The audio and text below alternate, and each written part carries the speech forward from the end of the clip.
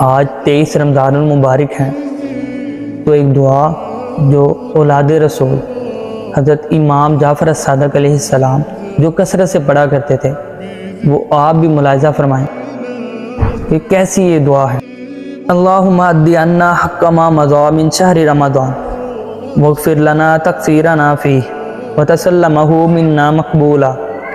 ولا تؤاخذنا باسرافنا علی انفسنا وجعلنا من المرحومین ولا تجعلنا من المحرومین، کہ اے اللہ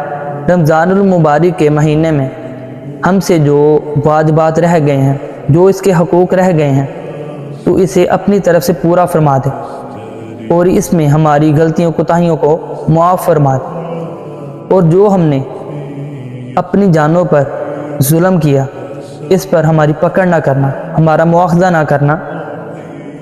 اور ہمیں محروموں میں